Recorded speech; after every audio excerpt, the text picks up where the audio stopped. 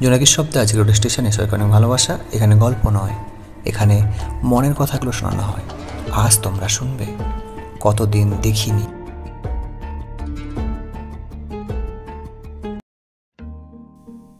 এই যারা জেগে আছে, চোখের পাতায় ঘুম নেই একেবারে, মস্তিষ্কে যুদ্ধ চলছে সবকিছু গুছিয়ে নেওয়ার, তবুও পারছে না। এটা তাদের নামেও উৎসর্গ। একদিন দেখো, তুমি ঠিক যুদ্ধটা শেষ করতে পারবে। হয়তো একটু দেরি হবে, কিছু স্বপ্ন হয়তো ঝরে যাবে, বয়সটাও বাড়বে কিছুটা, কিন্তু তার মানে এই নয় যে তুমি পারবে না। তুমি ঠিক পারবে, দেখে নিও। মনটাকে একটু বোঝাবে, শুধু হাত বুলিয়ে বলবে, তুমি ভেঙে পড়ো না এভাবে। আস্তে আস্তে নিজেকে সরিয়ে নিলাম। তুমি একবারও খোঁজ নিলে না।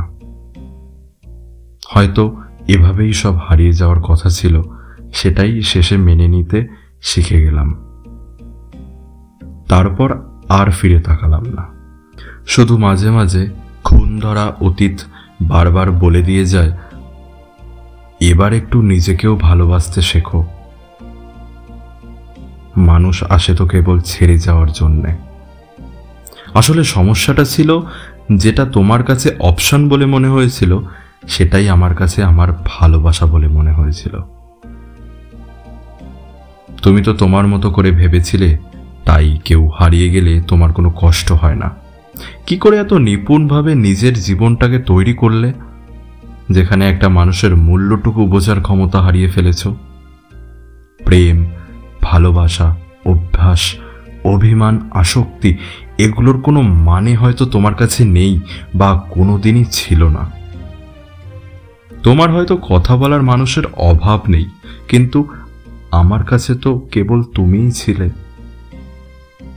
এভাবে হারিয়ে যাওয়াটা তোমার কাছে কিছু না, সেটা আমি আজ বুঝতে পারি।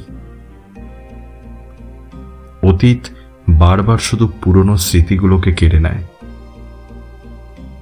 কিন্তু তার থেকে কিভাবে যে বেরোনো যাবে সেটা আর বলে দেয় না। এভাবেই জীবন চলবে। কোনো এক গভীর রাতে হয়তো আমার কথা মনে পড়বে তোমার, অথবা কোনো এক আড্ডার আসরে হয়তো আমার স্মৃতি মনে করে হাসাহাসি করবে। কি আর করা যাবে বলো? কোনো এক সময় ঈশ্বর মানা মানুষগুলোকে তোমার হাসির খোরাকে পরিণত করতে এক মুহূর্তও সময় লাগে না। কে বলতে পারে যে স্মৃতি আমার কাছে বেদনাদায়ক, তা তোমার কাছে হাসির মুহূর্ত? কি নিখুঁতভাবে তোমরা ব্যবহার করতে জানো বা নিজেকে খুশি রাখতে জানো।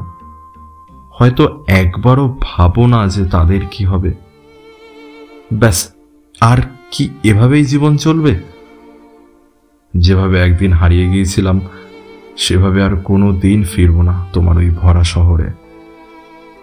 আমার এই একাকিত্বের অন্ধকারের সঙ্গী আমি না হয় নিজেকেই বানালাম। সামনে যে অনেকটা পথ বাকি, যেতে হবে বহুদূর। শুধু তুমি খুশি থেকো, এই একটি মাত্র চাওয়া আমার। জীবনে মানসিকভাবে শক্ত হওয়াটা খুবই দরকার। আপনার ভেতরটা যতই নরম হোক না কেন, বাইরে বোঝাতে হবে আপনি একজন শক্ত মনের মানুষ। কঠোর হওয়া মানে খারাপ বা দোষের কিছু নয়।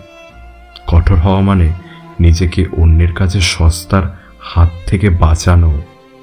কঠোর হওয়া মানে নিজেকে মূল্য ধরে রাখা। কঠোর হওয়া মানে নিজের আত্মসম্মান রক্ষা করা। কঠোর হওয়া মানে নিজেকে ভালোবাসা। জীবনে ভালো থাকার জন্য হলেও একটু কঠোর হওয়া দরকার। যে কোনো কিছু সহজে পেয়ে গেলে মানুষ মূল্য দিতে জানে না।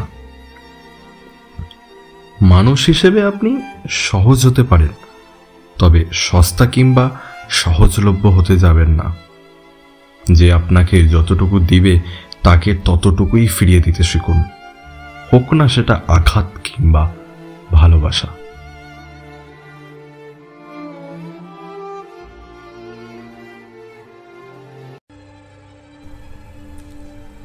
জোনাকির শব্দে আজকের রেডিও স্টেশনে সবাইকে অনেক ভালোবাসা। এখানে গল্প নয়, এখানে মনের কথাগুলো শোনানো হয়। তোমরা তখন শুনছিলে আমার 40 নম্বর ম্যাগাজিন সঞ্চিতার 7 নম্বর পর্ব কতদিন দেখিনি। কণ্ঠে ছিল কৃষ্ণেন্দু দেবনাথ। সবাইকে অনেক ভালোবাসা আমাদের সাথে এবং পাশে থাকার জন্য। যারা নিয়মিত শ্রোতা, আমাদের অডিও স্টোরিগুলো কেমন হচ্ছে অবশ্যই তোমরা লাইক, কমেন্ট, শেয়ার করে আমাদের জানাও। যারা প্রথমবার আমাদের শুনছো কিংবা চ্যানেলটাই নতুন, চ্যানেলটিকে অবশ্যই সাবস্ক্রাইব করতে হবে। বাকি অডিও স্টোরিগুলো মন দিয়ে শুনতে হবে। কথা দিচ্ছি তোমাদের মন ছুঁয়ে যাবে। যারা আমাদের সঙ্গে কাজ করতে চাও, ফেসবুক এবং ইনস্টাগ্রামে আমাদের অফিসিয়াল আইডির নাম হচ্ছে আরজিকে হোম প্রোডাকশন। এই ঠিকানায় তোমরা তোমাদের লেখা এবং ভয়েস পাঠাতে পারো। এভাবেই পাশে থাকো, এভাবেই সাথে থাকো, কারণ তোমরা তো জানো তোমরা পাশে থাকো বলেই আমি সাহস পাই।